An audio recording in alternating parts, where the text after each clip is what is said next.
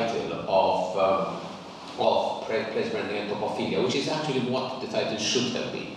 I thought, from a marketing point of view, it would have driven people off even further, when they see such a title.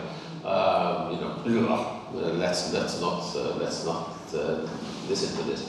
So actually, it's place branding and topophilia, which in a sense, as we shall see later on, to go around in circle, this is my style. I start from the back and finish it different. Topophilia is, in a way,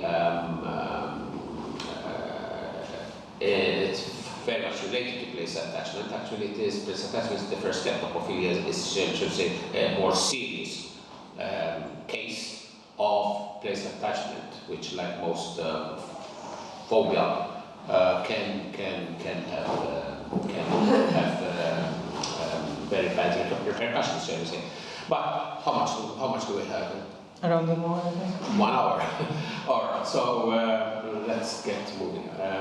Because as you guessed by now, once I start, there's no stopping me. So we're going to talk about place branding and place attachment. Note the emphasis on place already. It used to be nation, destination, but place is more important nowadays because space, place is what matters. And with some characteristics, even for example, okay, if you talk something like one of the Australian states, let's say Queensland, which is bigger than Europe, and still it's not a nation. It's a place. It's important. Sicily next door is the biggest island in the Mediterranean, and still it's not a nation like us. We're a nation state. Sometimes we don't even appreciate this or realize it. So it's better to talk of place brand. And of course, then there's cities or city brand, which is something which we shall refer to later on. So an alternative title would have been place branding and topophilia, and of course that is the discussion outline which I gave you a copy, so you can go through it little by little later on, just to kick off the discussion, shall we say. There it is, as I said, just a tiny little dot there, but we're a nation state, which is something which hardly appears as a dot sometimes, and sometimes they forget to put that dot, which irritates me immensely, but it is just a dot on a map in the middle of a big ocean. But still, even in this map, there is the issue there that there is Valletta there, which is bigger than Malta, than Wales. And of course, it's probably done by sheer coincidence, but is Valletta bigger than Malta? Now, this is something which leads me to something which is happening, a phenomenon which is becoming quite important, because we will talk about place branding, nation branding, destination branding in tourism, of course, is an extremely important subject in tourism, and city branding. Now, some cities, in fact, have taken their branding so serious and so well that actually the city brand has become more important than the nation brand. Ask any American about Amsterdam, and they will tell, oh yes, I know Amsterdam, coal, canals and things like that. And then, where is Amsterdam? Oh, it's somewhere in Europe, isn't it? They wouldn't even know it's gone. And even in I ask them, why am I using the Americans as an example? But because, you ask any American, even tourist, from a tourism point of view, have you been to Malta? No. Where have you been? I've been to Europe. No. They've been to Europe. To them, it doesn't really matter where they've been. But these, for example, again, ask any American about Italy, they probably know and not know. They have a vague idea what it is, but ask them about Venice, and they all know about Venice. These are what are known as marquee cities. It's a very important concept, for example, when it comes to the cruise industry, home porting. When cruise liners choose their home port, one of the very important, apart from location, one of the very important and other considerations, one of the very important considerations that where a cruise starts and finishes, especially because still 60% of all cruise passengers, even in the Mediterranean, are still American, then the start and end port, which is known as a home port, has to be a marquee point, which is an attraction in itself. Now, again, unfortunately, our Valletta cruise port, which as much as it's the most beautiful cruise port in the world, does not have that brand strength yet to attract such strong home porting. Having said that, just looking back a few months, of course, we had Valletta 18 or V18 or whatever it was. And to me, to my mind, from the very beginning, when it all started, already probably some years ago, to me it was nothing but a branding exercise. You know, to me it was a branding exercise. Of course, it had positive effects, and now we shall talk, and there are discussions, academic discussions at them, whether it was all worth it or not, etc., which is another interesting subject, perhaps. Sometimes the city brand is more powerful than the nation brand, and there it is, that little tiny dot there is important. So how can we stand out for being just a small tiny dot into the global stage, shall we say? We are small, so does that mean that we don't matter? Does that mean that being small doesn't matter? Yes? More cruises coming here would be a good idea. Pardon? More cruises, ships coming. It's a complicated. Let's discuss that some other time. I have my look. As you know, let's say that I've been in tourism all my life. It's a tourism professional, and I hate cruises. Right? I love cruises. I love being a cruise passenger, but from a technical point of view, I am anti-cruising industry. All right.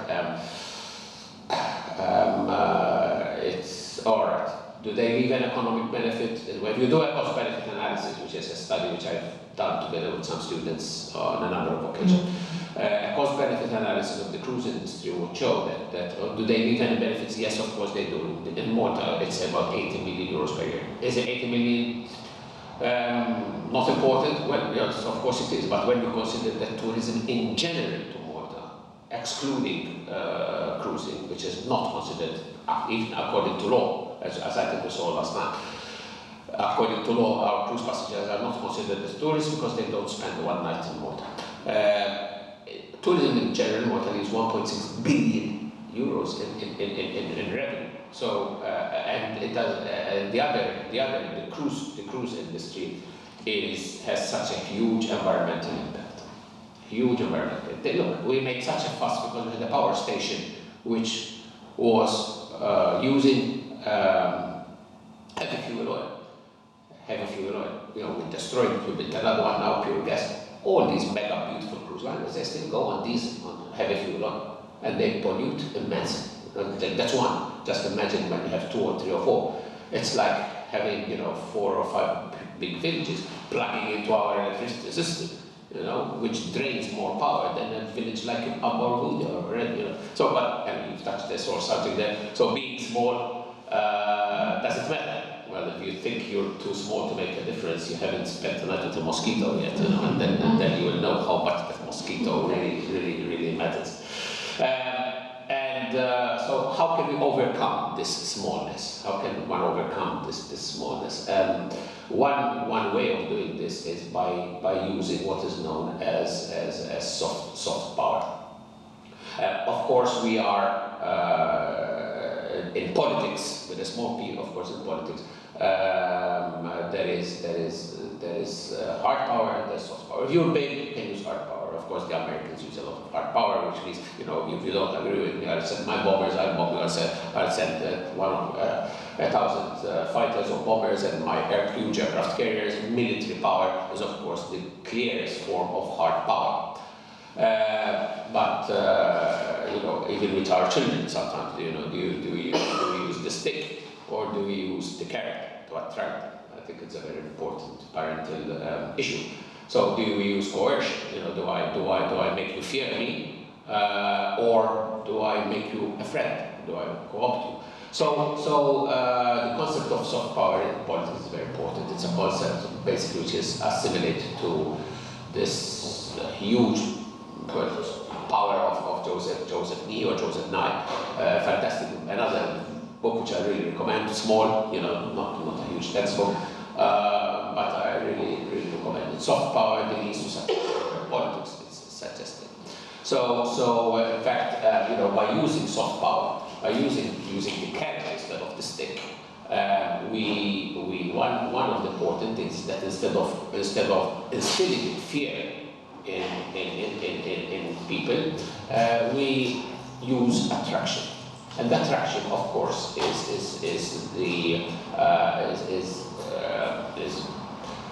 can measure it, as we shall see. And in other words, you have to use our brand, our brand power. we must increase our brand power. So, the use of soft power is very, very important. Again, a case in point, this is a study about Canada. Canada being one of the countries with the highest brand power. Canada doesn't have any hard power. I mean, in terms of land area, it's bigger than the United States of America, but it doesn't have an army or a navy or aircraft carriers or thousands of bombers, and yet it is such a powerful country because it has a huge attraction, huge soft power. As we shall see later on, for example, everyone wants to go to Canada. It's one of the biggest immigration targets is Canada. So projecting Canada as soft power through public diplomacy, and of course here we are already distinguishing. Apart from distinguishing between hard power and soft power, we're distinguishing these two very important elements. Basically, state diplomacy, which is the normal one, so it's when a government recognizes another government. As soon, in fact, as we become independent, there is what is known as the exchange of credentials, and I recognize you as an independent sovereign state, and you recognize me as an independent sovereign state. So I recognize your government, and you recognize my government. We're talking here. Of course, there's an issue at the moment, very interesting issue going on in Venezuela at the moment. You know, some countries are recognizing one government and some countries another. But that is at the state diplomatic level. But there is another far more important, to my mind, type of diplomacy, and that is public diplomacy. People to people. The relations between people and people, not the relations between governments and governments. Okay? So nation brand is a form of national soft power. That's a very important part of soft power. As important as all efforts by government at any level to support the nation brand, either directly or indirectly, becomes then public diplomacy. So, again, you know, soft power rather than hard power it's winning the hearts and minds of foreign governments and governments. Because sometimes does hard power get you anywhere? How many thousands of people died in the First World War, and practically nothing got out of it, millions. How many people died in Vietnam? Because the Americans were bombing using hard power on their bombs. Did they win the war? Of course they didn't win the war, they lost it. And some say had they dropped sweets and candies on Vietnam, they would have won that war. So, some examples of instruments of soft power are public diplomacy, that is promoting diplomacy, the relations between people and people. China is very good at this. Very good at this. China is extremely good at using soft power. Without us noticing, China has infiltrated all of Africa. Africa is now practically Chinese, and we haven't even noticed.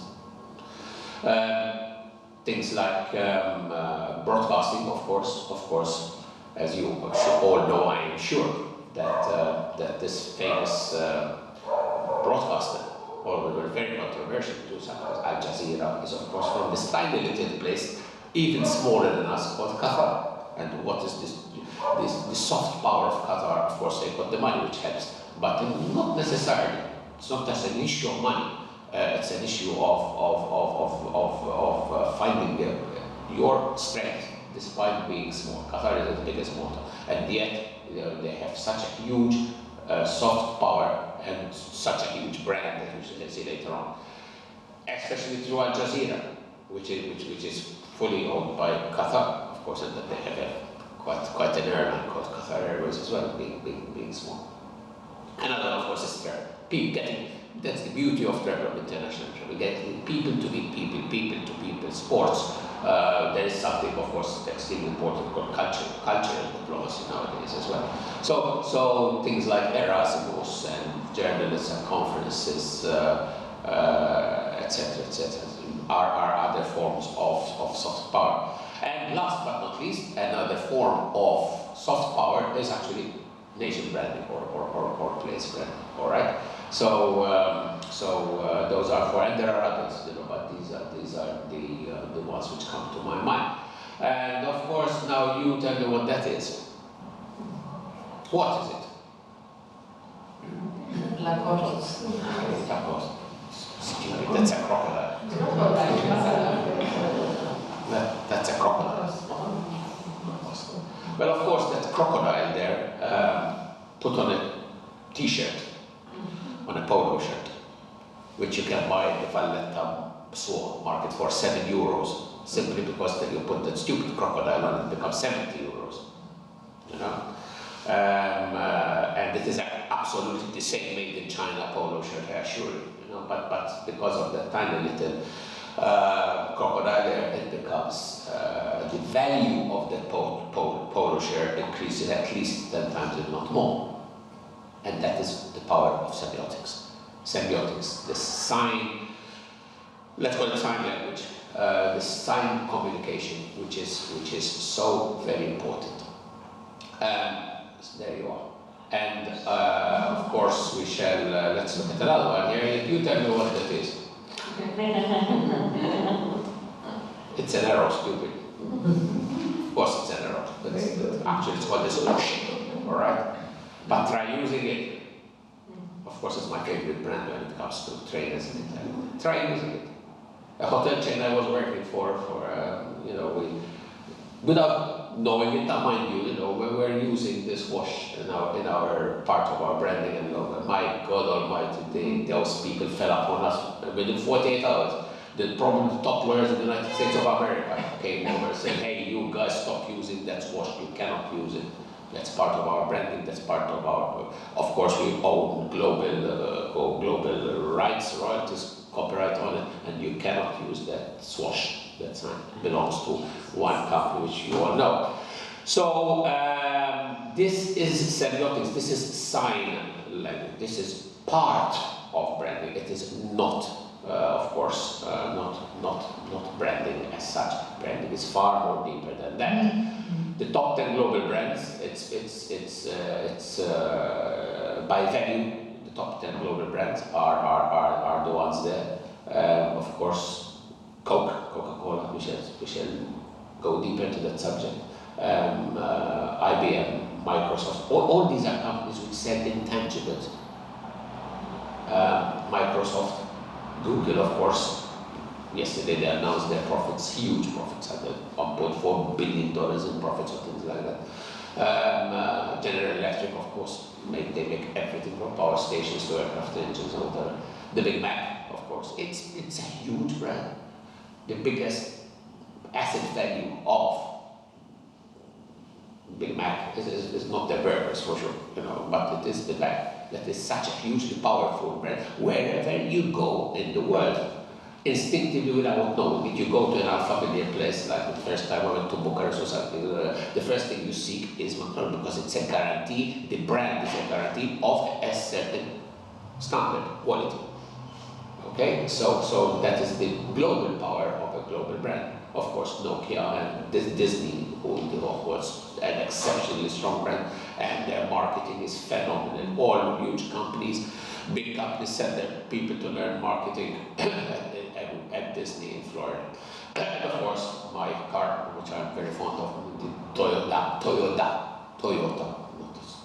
It's the biggest car manufacturer in the world, and of course, it's still a family business. Very much a family business, and the brand is so important, very important. The family business, which equals Japanese ethics, Japanese cultures. A few years ago, Toyota had a recall. It happens. In fact, it was just 4 or 5 American cars in Toyota which had something wrong, and effectively after years they found out that there was absolutely nothing wrong with them. But there was this huge recall which was taken as an offense to the Japanese nation. I mean, basically, all Japan came to a standstill. This was the biggest shame which fell on Japan after the Second World War, because there was a quality issue with Toyota. So they got the president, the owner of Toyota, Mr. Toyota, from the company, to apologize on national Japanese television, to the nation, to apologize for this mistake. you know, and so therefore there it was in front of the cameras, in front of millions of people, and bowing. And of course in the Japanese culture you bow in sign of humility, of humbleness, of apology, but he did not, so they made him do it again, because he did not bow hard enough, you know, to apologize enough. So, you know, the power of the brand in the corporate world is extremely powerful, and of course it is an asset. But again, the meaning of semiotics, or meaning of sign language, goes back to this phenomenal person who unfortunately died only a couple of years ago, Umberto Eco, who actually coined the term semiology, the study of the systematic study of science, the production of meanings through science, from science systems, linguistic or non-linguistic as well. They can be non-linguistic, okay? As we shall see, before we mentioned one brand, or my mobile phone brand, it's there, you know, which, my goodness, invariably, as soon as a plane lands or something, you know, people switch on their mobile phones just before landing, actually, and then go just boom. We all know what kind of brand that is. That's a noise brand, okay? So again, you know, international, global semiotics, science, which have meanings, very little meaning. I mean, if you see a sign in a revolver, you really won't go in the area, will you? So these are science. But again, the point I would like to make is that science, semiotics, sign language is important. It is part of the brand, a very part of the brand. The logo, the livery of an airline, whatever it is, it's very important. But of course, it is not the brand. It is only part of the brand. And then the very important concept, which I better say it now before I forget it, you have to live the brand. That's very important. You know, unless, for example, you know, you're a company, a hotel chain, an airline, whatever it is, a nation branding. Unless we as being the inhabitants of Malta live the brand, then the brand won't work. Okay, because then it becomes fake. So, you know, sign language is only part of it. It is, however, shall we say, part of the big iceberg, which is the brand. So, being the brand is much more as people, because when you talk to people about branding, immediately they take it is the sign, a logo, or sign, or something. It is far more than that. It is important, but far more than that. The hidden part of the brand is far more important. And as I said already, you know, you have to live the brand genuinely with authenticity. You have to live it. You cannot fake it. If you fake the brand, if you try to be what you're not, then it will not work. It will not work because, you know, at the end of the day, you can't cover up who you really are. After all, you can put lipstick on a pig, but it's still a pig. You know, so you have very important. And these have been, you know, in Malta we've had this case, unfortunately. Let's rewind a few years. I think now we're going back about 10, 12, maybe even 15 years when there was an attempt by a chairperson at the time of the Malta Tourism Authority at the time, Mr. who actually had the courage, the huge courage of deciding, of saying, look, it's time we work on our, in this case, destination brand. Now, I am one who firmly believes that Malta is small, as you saw before, that Malta is so small that we should not have distinct brands. We should not have a tourism brand. We should have one place brand, one nation brand, Malta, and then the others emanate from it. You know, but unfortunately we're in a situation where we have a kind of a tourism destination brand with a horrible logo, simply horrible. I tell you, visit Malta's logo is horrible. It's an arrow pointing down. Some things should never point down. You have to be positive. At least it should be point up, not point down. Amazon. But we have gaming Malta. We have now technology Malta. We have electronic Malta. We have all kinds of things Malta now, and all of them with a different brand, which is not to mention that. In any case, so but this attempt at destination branding model, which is expensive. It's an expensive exercise, and it is strategic. It's not tactical. It's not something you do from today to tomorrow. You have to be extremely patient. A place brand is built over a number of years. It doesn't come overnight. So it takes years, and you have to be patient until it drives in, until you win the hearts and soul of the people, as we've before, that it becomes part of the brand. Now, in the case of Malta, unfortunately, what had happened was that after spending millions at the expense of tactical advertising, the traditional form of advertising, unfortunately, it worked. Bad year in tourism, it happens, and the hoteliers panicked, as they already do, and they told the Minister of Tourism, listen, guy, our hotels are empty or half empty. In 3 months' time, we don't have any bookings, so forget this stupid thing about destination branding, and let's go back to the old-fashioned way of destination branding, of tactical branding, of doing cheap adverts in cheap UK newspapers, blah, blah, blah, so that we fill up our hotels in 3 months' time. That is short-sighted. That means that in another 6 months' time, you have to repeat it, and that's throwing bad money against bad money. Whereas once you're patient enough to build a brand, a destination brand, a nation brand, that will last. If it's done properly, it will last forever, or for a long time. So it is important not to fake it. And of course, a brand is not just it can be a brand in a shape or in a sound, as we saw before, the sound of Nokia, the sound of whatever it is. And it can be a shape. Of course, there's the famous shape there of the famous bottle, which even, look, if it had nothing written on it, of course you'd know what it is, you'd recognize what it is. By the shape of the bottle, and try to imitate it, you can't. It's of course, it belongs to them. And it belongs to them very, very strongly, very strongly. So, and they tried themselves. They had some crazy president of the company who tried to change the shape of the bottle, and they lost market share so quickly that they went back to the old-fashioned shape of the bottle. And of course, brand has a value. Now it's not only a huge important marketing, let's call it marketing tool, but it also has a financial monetary value.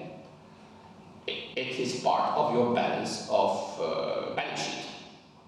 In the case of a country, it's part of your balance of payment, actually.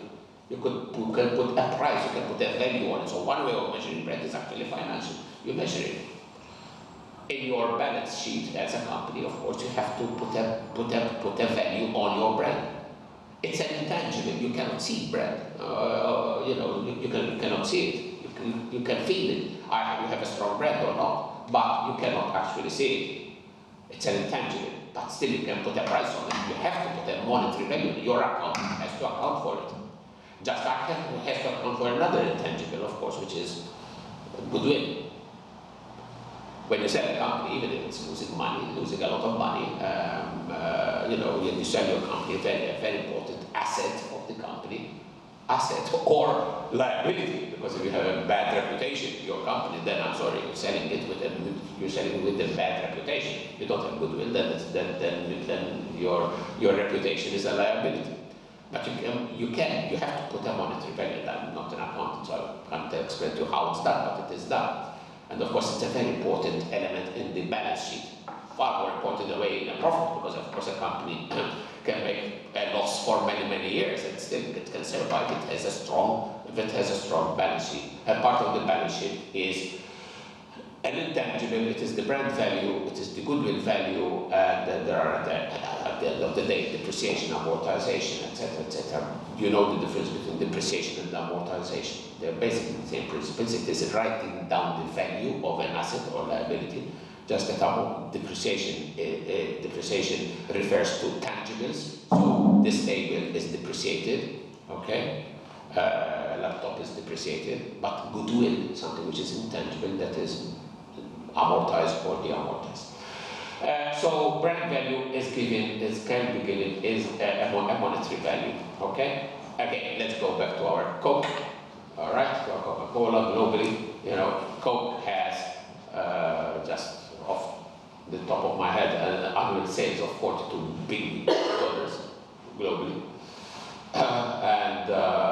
the market capitalization, if we were to buy Coke today, if we were to make a collection, such as we do it, and buy Coca-Cola, it's worth $162 billion, the company. Okay, market capitalization. The brand value of which, so if we were to buy Coke today and pay $162 billion, well, $17 billion, or 45% of the value would be the brand.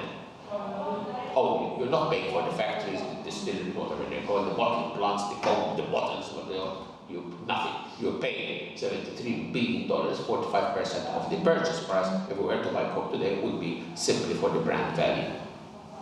Okay, so it is important. And just for being funny, Malta's GDP, how much are we worth? If somebody were to buy Malta, our gross domestic product is $11 billion, so we're not even worth a Coke bottle. But still, so again, nation brand, place brand. To put a very, very simple definition, of how a country is seen by others, but also by ourselves. And of course, it's a very important concept in today's world. It is important, and it's becoming far more important with every day which passes, because primarily of the concept of globalization. Because, especially if you're small, like we are, you have to stand out. Now, how can we stand out in this globalized world? We have to. So we're not an island. We're not an island as such. We're not closed. We don't have walls around us, or bastions around us anymore. We are living in a globalized world, which means that we compete. Countries compete with each other. We have to compete with other countries. And the positive and strong nation brand provides a crucial comparative advantage. Very, very important. Comparative advantage. Now, when we talk about competition, there are two types of competition. Basically, there's let me see if I have it. Well, basically, yes, there's competitive advantage, which is what people normally think about, which is easy to compete, and it doesn't really work. Whether you're a hotel or an airline or whatever, panicking and reducing your price reduction gives you short-term competitive advantage. Okay, I have a hotel, let's say hotel, for example. I'm panicking, my hotel is half empty, I reduce my price by €5, and then the hotel next door reduces their price by €10 to compete, and then we compete by 15, and we go into this vicious circle where we end up both of us bankrupt. And that gives us short-term competitive advantage. We gain short-term. What we should aim for primarily is comparative advantage. That is finding those things, selling those things, marketing those things which are difficult to copy, which belong to us, which are our identity, which belong to us, and which are very difficult to copy. So, and brand is one of them. Knowledge is one of them. The knowledge of our people, of our staff, creativity, innovation. These are all parts of our comparative advantage, which are difficult to copy. Right. And there he is signing on course, which I've had the honor of meeting, is actually being considered nowadays the guru of nation branding, of destination, of place branding, and in fact, in this very strong statement by him, I wouldn't recommend the book because he publishes one a week. I think the guy either probably has ghostwriter, so he doesn't sleep at night, but it's a book a week kind of author. The only remaining superpower is international public opinion. What the only thing which matters most is not how many bombers you have, how many nuclear bombs you have, because or how many aircraft carriers you have, but what is the international public opinion of your place, basically. Simon, and we can list, not just Simon, but we can list some of the benefits of having a strong nation brand. Okay? First of all, it provides the glue, the consistency between the political, social, and the sustainable development. That, in other words, that's what point A means: sustainable development. The pillars, the political, social, and economic pillars. That's sustainable development, which again is strategic. It's long term. Which frankly politicians don't understand. They only think until the next election, 2 or 3 years. Defines how the country's own citizens and the world perceive it. So again, you mustn't have this dislocation between us and them. We have to to live the brand. There was one of the strongest campaigns in tourism ever made, was by Greece about 10 years ago. It was a beautiful campaign done for them by Air Malta, and it was called Live the Myth. Beautiful. When you saw it, it just made you still remember it probably. It just probably made you want to go to Greece. It only lasted 1 or 2 years. Why? Because when people went to Greece, they certainly did not live the myth. Strikes, death, filth, inefficiencies, so what was so mythical about that? So you have to live the myth. Something we're not very good at in Malta. One thing your comment sparked, the issue is, do we have a brand at all? Now sometimes, when it comes to place branding or nation branding or destination, sometimes it's even better to have a bad brand than not have a brand at all. Now the issue is probably we don't have a brand at all. We think we do though. Pardon? We think we do. Well, we think we do, but still, we think we do. Okay, very simple exercise. Go around as I've done, or I've got my students to go around the streets of Frankfurt or Berlin and ask the people, the Berliners, and tell them. One of the ideas of testing, of measuring the brand, it's called the Grace method, by the way, of measuring brand, is actually asking people and telling them, Malta, what thoughts does it conjure up in your mind? And the Berliners say, Malta is, that's a very good brand of beer, isn't it? Yes, that's a very good chocolate. No, Malta, by the way, it's an aqua, it's a spirit. It comes from Denmark and Germany, very fun. Yeah. But ask them about the Maldives, which is even smaller than Malta, whether they know about the Maldives or not. They will all tell you, if you ask any German, what does the word Maldives bring to mind? Beautiful beaches, beautiful, which by the way is not true at all, frankly, but still, the idea is there. And now, of course, you can have a bad image. You can have a strong brand, but a bad brand. Iran, a very strong brand. Not exactly nice ones. I mean, Libya under Gaddafi had a very, very strong brand, wasn't it? But it was not exactly a positive brand, was it? No.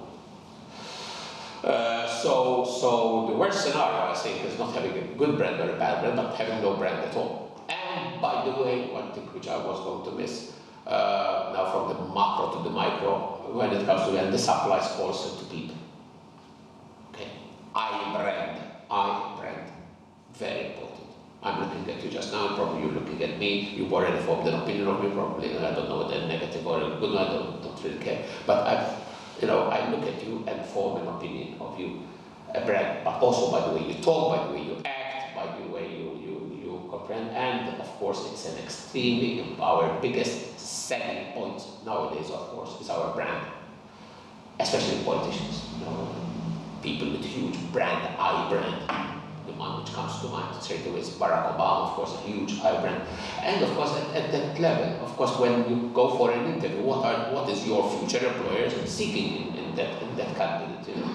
Is he seeking how many degrees you have, how many PhDs, or how many qualifications? You must be joking. They don't hardly bother about them anymore nowadays. My other half, she's in HR, and she teases me. She tells me, we never even look at the CVs of people to see how many degrees they have. What do they look at? Experience. Facebook, social media. How do we impart our I brand through the social media?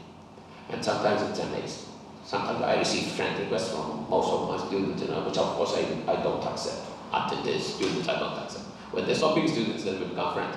But sometimes I receive this is the Maria I know in class, Jesus Christ. Is this the same person I know in class, completely different brand. And I tell this to them, be careful what you put on the blessed Facebook. Be careful. Because sooner or later you're going to apply for a job and the people are going to look up your Facebook page to see exactly, am I going to employ you to be smart and fresh on Monday morning when you spend all night out at partying? This is what people do. So it's important. other things that, the importance of branding, it balances perception and reality, what is real and what is perceived. It's strategic, always strategic, always medium to long term. It is not something which you grow in a day. It's a very important marketing tool of the country. It builds bridges amongst the public sector, the private sector, etc. Very important that we cannot have a government, public sector going in one direction and the private industry going in another. One of the best lectures or talks on branding which I ever heard was probably when it was in Berlin at ITB, was from a place brand, not somewhere which is bigger than Malta, but it's not even a nation brand. It's the Tyrol, which the Austrians, German call Tyrol, but the French call Alto Adige. But that these people consider themselves so much unique that they have a ministry or place brand. A ministerial level, they have a minister for brand to protect the brand. And they issue a quality certificate for brand. And this is just for Tyrol for being a very beautiful tourism destination. Of course, visit Tyrol, tourism Tyrol, it has a brand. It has a logo. Another important export from Tyrol, of course, are the famous salads, which we probably eat every day. But you see, the Minister for Brand of Tyrol has to issue a certificate that you cannot use the brand logo sign without the certification that it is a product of quality. And if you renounce on that quality, if your quality goes back, then they will not allow you to use that brand again. Talking of city brand, of course, one of the most important is the famous I Love New York, and we've all seen the heart, and you just see I love and white, and you all know it is the sign for New York. It's become so hard that now you cannot use it unless you pay.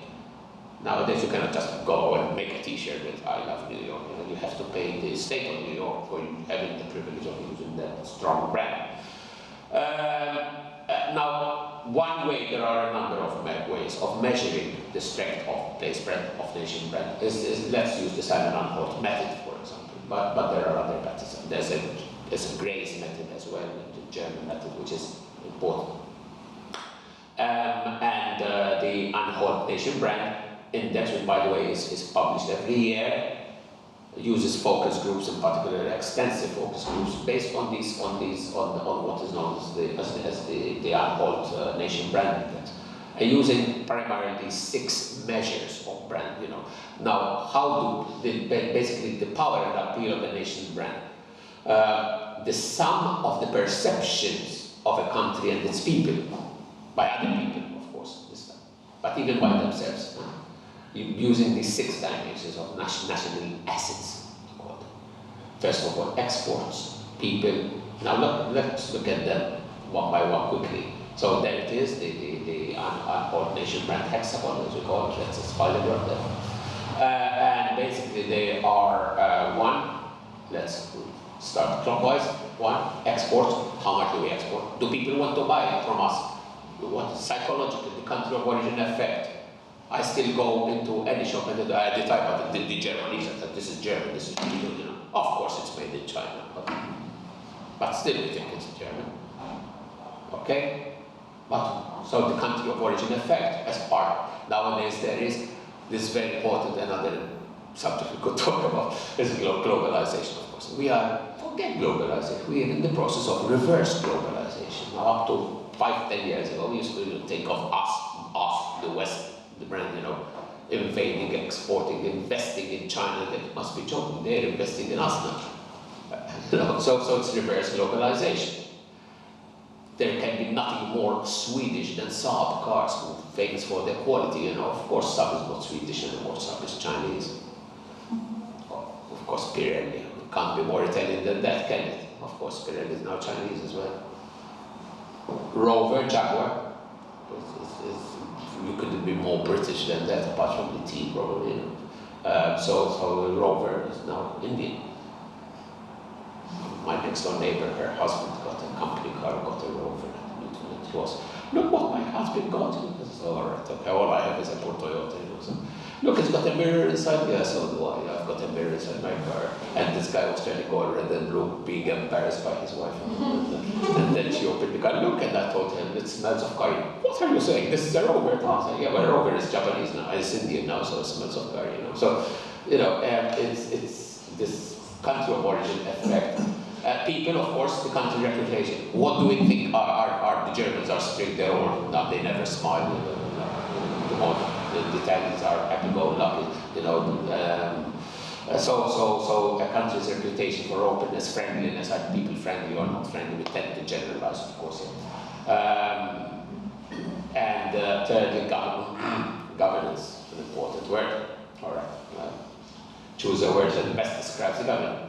Do people think of us as being democratic, being open, are we an arrogant people, arrogant race, which I think we're becoming very much so. Are we corrupt in the nation? So these measures of governance are extremely important. Culture and heritage very important. So again, it's important. A very important element of branding is having a culture. Now again, let's not over-dramatize it. Okay, Malta, come to Malta. All the world must come to Malta because we've got culture and monuments. For heaven's sake, who doesn't have culture and heritage? The Città d'Arte, the Tuscany, Sicily next door, Libya. I used to go to Libya quite often. It's astounding the beautiful heritage they have, the monuments in Sabrata and so on. But part of culture and heritage, for example, sport is very important as well. And these have knock-on effects, like when, of course, the important thing. You see the brand index of a nation rising. Last 2 years ago, I think, we saw the brand index of a country which is even smaller than us. Iceland has a population of 300,000 people, 400,000, and still their nation brand index shot up so much. Why? Because why can they reach the finals of the World Cup and we don't even start? The last time, probably, it's been many years ago, the last time that the brand Italy shot up, and including investment in everything, was when Italy won the America's Cup with Azzurra. Everything suddenly became Azzurra in Italy, the Azzurra Hotel, Azzurra this, Azzurra Airline, and that actually went up. That year, Italy registered an increase in GDP growth, which they haven't seen for ages. Why? Because the brand value of the country increased. So culture and heritage are important. Immigration and the rest environment. We tend to look at immigration negatively only. This fear of the boat people, the fear of being invaded by people. No, people, if we want to come, people, that means we sound good at something. If people want to come to us, now I tell you, nobody wants to come to us really, they want to go to Europe. But the fact that they come to, before I mentioned the case of Canada, everybody wants to go to Canada. Because it's such a strong brand, such a strong nation brand. So a country's power to attract human and economic capital is a very important brand. And last but not least, according to Simon Allen, of course, tourism in itself. If you want to visit the country, if there's a strong appeal to visit the country, then it must have a strong brand, which is called destination brand. And it's measured, how likely would people be to visit a country if money were no obstacle, etc., etc. The perception of natural beauty, we have these images of a country. And one word which sometimes exotic, smile, mythical, etc., etc. I don't know what Malta conjures up in people's minds. So hence the importance of destination brand when it comes to tourism. Right, now there's a company called Future Brand, which, by the way, happens to be the company which did Air Malta's latest colors, livery, which is not a brand, but the latest logo, which at first I thought was, but now I accept as being very beautiful. And it was done by this company, Future Brand, which is a huge company. I think possibly one of the best in the world on this. And each year they publish, and I've collected them all for the last 10 or 15 years, which makes a very interesting exercise because you see the swings, how the brand strength of a nation changes. And they publish the top 20 Well, they have huge focus groups and experts and so on and so on. And they publish more than top 20. Not only the brand on its own, the nation brand, the destination, the place brand on its own, but also sub-brands. So, which is number one, the highest brand in tourism, in culture, in gastronomy, for example, which is very important. Of course, it's probably tops them all. But overall, when you add all these up together, then they publish an index of the top 20 countries of the top 100 actually. And I think we're down like something like 75 or 80 or whatever. Worse than Vietnam and Korea and China. And they published the top 100, and I just feature here the top 20. Number one, Japan. They were the strongest brand in the world. Again, one of the reasons was because we're still nowadays. Japan had a terrible, of course, tsunami and earthquakes and things, and yet they bounce back every time. This resilience, this power, this resilience of Japan. Switzerland, again.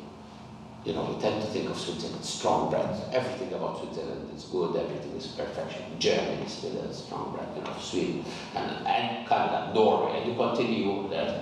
Now, there is one issue there which I'd like you to know. And of course, there's New Zealand somewhere there, which is New Zealand number 11, which is a strong brand. And particularly New Zealand, for example, it's one of the strongest through sport. The famous haka, the famous All Blacks rugby, which is fascinating, especially this haka dance which they do prior to every, which is frightening really but it gives such an image of strength and power, that they must say that this New Zealand must really be a strong country, which it is. So there they are, the top 20. And of course, if we notice closely, the top 20, they're not all huge countries, are they? So, to have a strong brand doesn't necessarily equate to reverse the equation. You have to be a big country to have a strong brand. Absolutely not. If we look at those top 20, top 25 countries, many small countries are included there. Many small countries. Some of them even smaller than us. You have Switzerland, which is considered, or relatively considered a relatively small country. Austria, in the top 5, Austria, very small. Ireland, very strong brand. Very strong. Iceland, for heaven's sake, less population, less than Malta, extremely strong brand.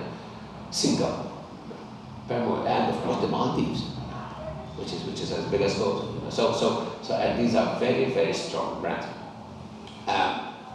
Okay, this is tourism now. In terms of building a destination brand, in terms of tourism, we have to again seek what the present and future customers want, not what we want.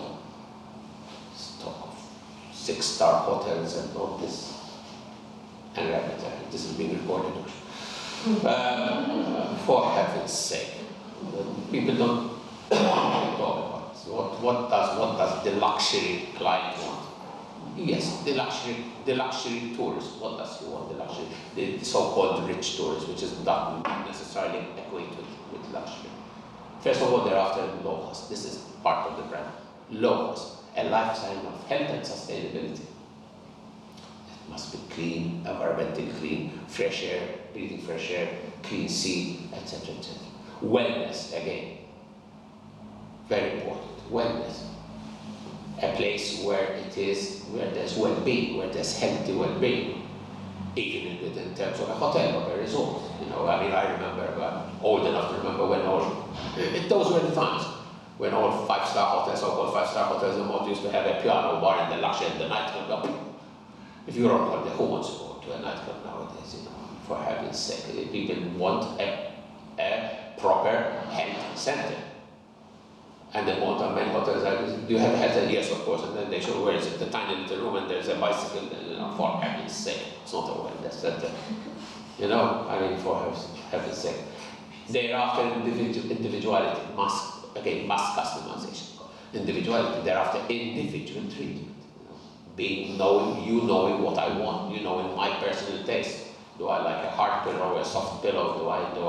Am I allergic to some food?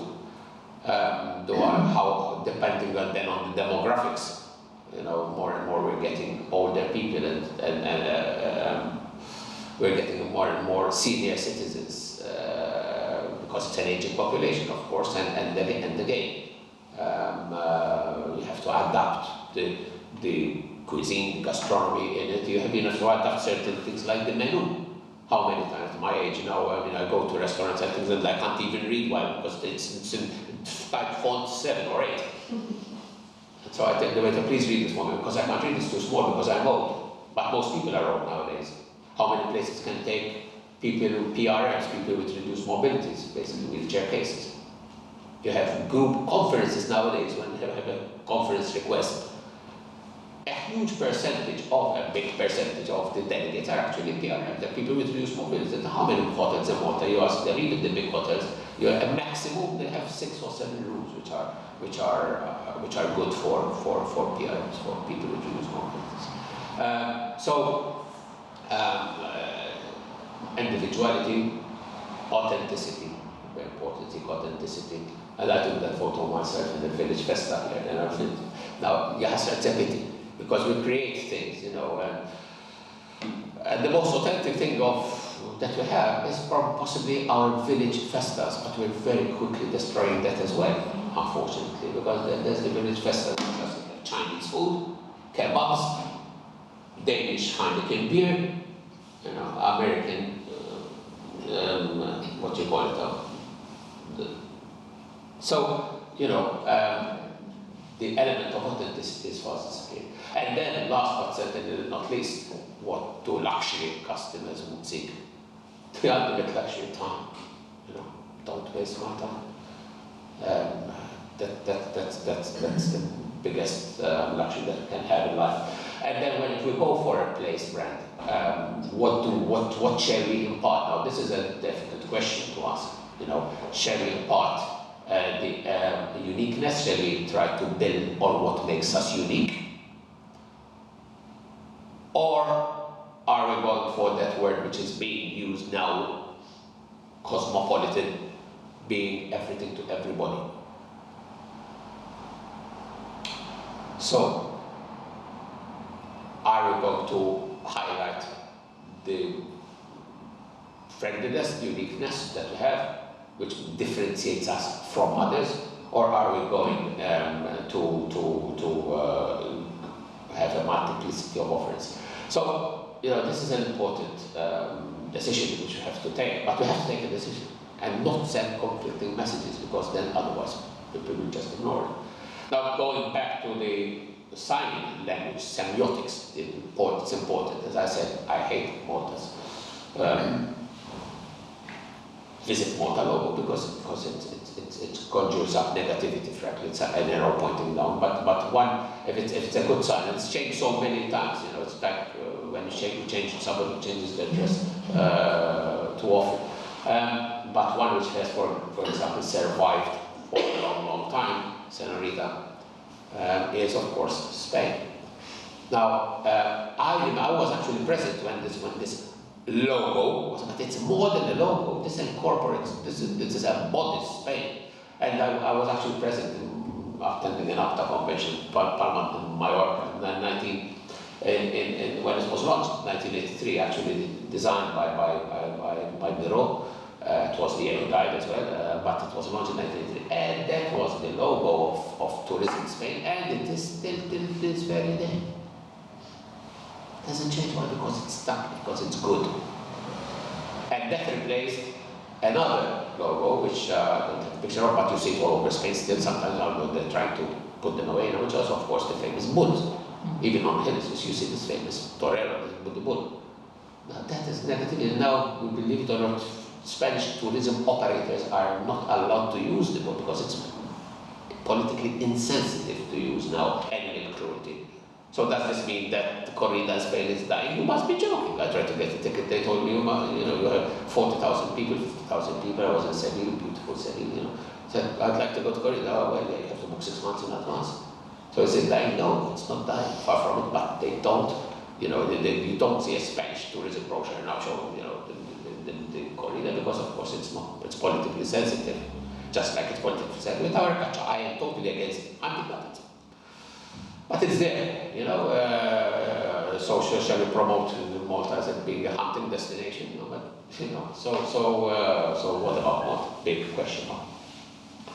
And right, so again, a strong brand leads to people assimilating themselves, attaching themselves. The inhabitants, the residents of that place, they must identify themselves with them, otherwise it will not work. So don't expect others to have this perception of us, because we have to live the perception, we have to live the myth, otherwise it won't work. So place attachment being the link between the self, 5 minutes, the link between the self and the place, this link between the self, us, and the place. According to our national poet, it is composed, emotional, social, cognitive components. You know, it is something geographic. I attach my, you know, I consider myself Yina Malti. By the way, 2 beautiful volumes by Dr. Stephen Borch just published about. It's called the Malti, which is trying to identify what makes us Maltese. You know, so it's geographically, yes, we know it's the island in the middle of the Mediterranean, you know, but still, what makes us Maltese? And I think before we go for a brand, we should really discuss and define ourselves, you know, what makes us Maltese. You know? So it's geographic, it's physical, tangible, but it's also psychological and tangible. That contributes this feeling of me being at home, I belong here. It gives us security, knowing that I am at home. And then pro-environmental behaviors. Now, driven to the extreme, this is important. Many people tell you that, you know, I remember belting. You know, this very strong. I really don't like especially football, you know, but the people of Valletta, for example, they have such a, the few of them which are left, they have such a strong sense of belonging, Yina belting. Now, unfortunately, that's why, because of the other term which we spoke about last one, gentrification. The il-belting, they're being driven away by excessive visitors, tourists, and affordability, basically.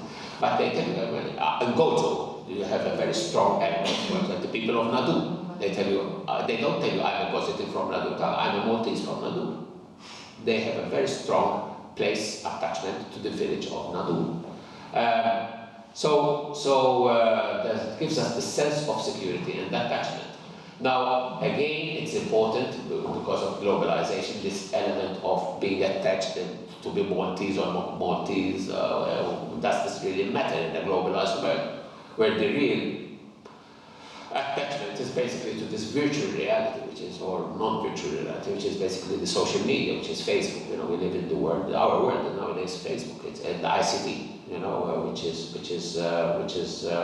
my village, my hometown, my village festa are now have been overtaken completely. You know, to show off, I don't wait until the festa to show off my house, but I put photos on my Facebook.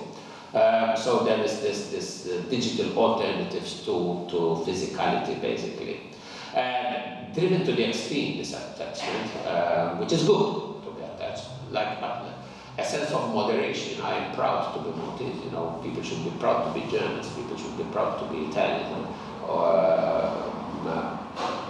But you know, driven to the extreme, then of course can have other connotations, because then it can lead to, in a sense, topophilia, which is the Greek for topos is praise, and philia, of course, the love of. So it is a strong sense of praise, but then the strong can become a strong sense of cultural identity, but then, you know, I'm not German, I'm Aryan, which is a cultural race, and strong, I'm Aryan, I'm Jewish, I'm Aryan against the Jewish, and of course we all know to what that unfortunately led us to believe.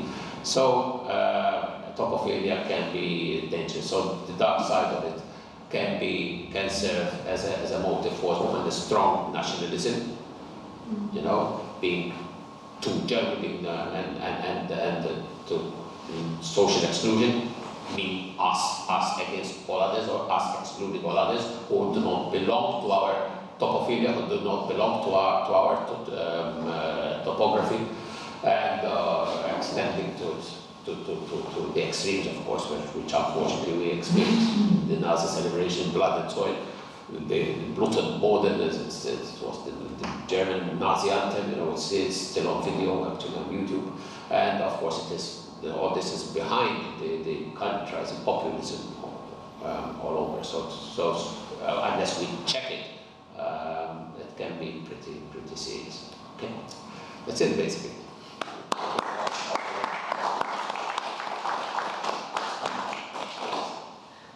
Any quick question, any discussion or points which you'd like to raise? No. What's the aim of branding? What's the aim of branding? You say it creates identity, it's to sell the country, or what's the aim of all this, of branding? The aim of all this has many positive effects. Right. I think I had them somewhere here. Some of the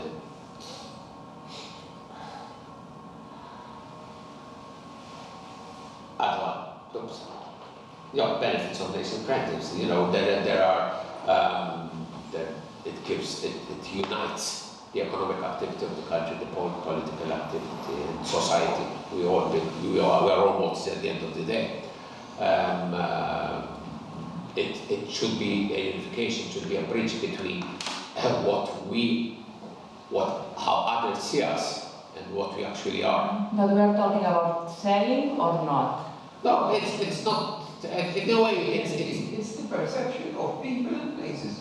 That's the Yes. brand perception of. It is a way of perception, and it's selling.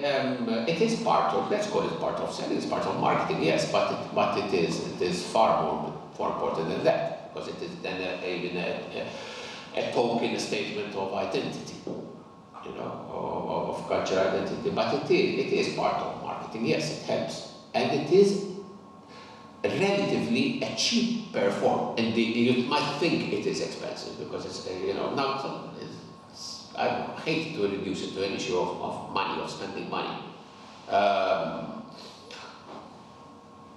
And sometimes, of course, it is always better. For example, we were to do a nation brand exercise, and what I'd hate the Maltese company does it. You need to get somebody from outside to look at us from outside to see exactly what we are.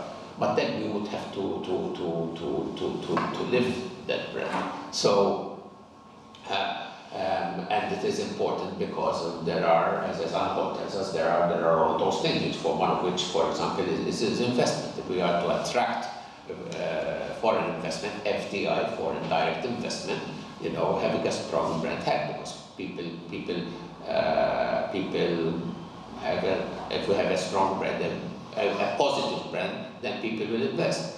If we have a strong brand but a negative brand, then people will not invest in our brand. As I said, so a brand can be positive or negative. It can be negative. Now, a very strong brand is Iraq, or Libya. A very strong brand. Everybody around the world knows about Libya. It's a very strong brand. But would you invest in Libya? No, it's because it's a negative brand. And who is in charge of a brand? Who is in charge of a brand? The people.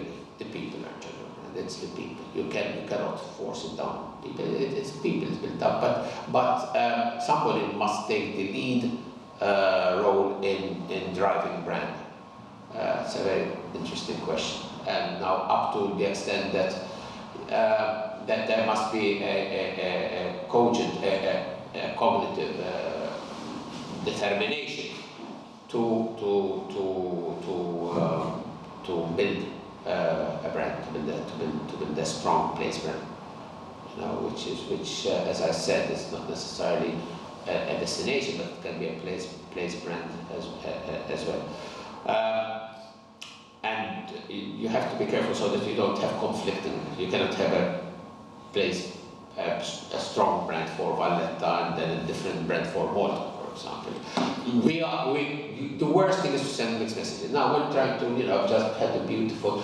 We're trying to sell Malta as the center of Baroque music, the Baroque festival, but at the same time we're selling Malta as an Ibiza. People say, "What the hell are you? Decide what are you?" It's conflicting imagery. This multiplicity of images, which can be done, but it's difficult. I mean, you know, if you oops, anyway, whatever.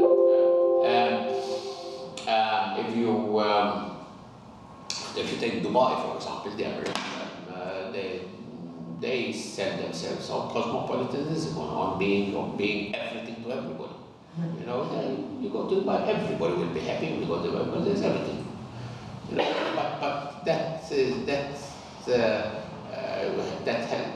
has to be, and those are the visible things. They're so clever in building brand. There are some issues which, for us, for example, are anathema, let's put it there, which very few people know. I mean, do you know, for example, that in Dubai, no foreigner can, even if you live there. I have a friend of mine, he's lived there 40 years since we were at university. 40 years he's lived in Dubai. And he's still there, we still meet for coffee when he comes over. Still, you know, I cannot buy a house in Dubai. You cannot, the foreigners cannot buy property in Dubai. We do the opposite. We're selling our land away, meter by meter. In Dubai, a foreigner, which is 80–90% of the population there, cannot buy property. They cannot buy land. You know, they want people to invest, but certainly not in property, not in land. So they're not selling off their country. You know, that's point number one. I have two friends. One of them is actually not what he's a very famous Lebanese lawyer in Dubai. He's been living there 25 years. And said, Alfred, you know, I've been living here 25 years. I make good money here as well. He has a nice house, but it's not his. He cannot own his house. And then they have another rule, which is a bit strong, that even if my friend has been living there for 25 years, 40 years, kids, when they reach the age of 18, I'm sorry, they can't stay there. Simply because you've been living there, working there for 25 years, doesn't mean that your children automatically have a right to stay there and live there, etc., etc. In fact, they had asked me, can you please find a good school or something, or accommodation for my kids, because I might have to send them away when they're 18, you know. So, anyway. Right. Thank you very much.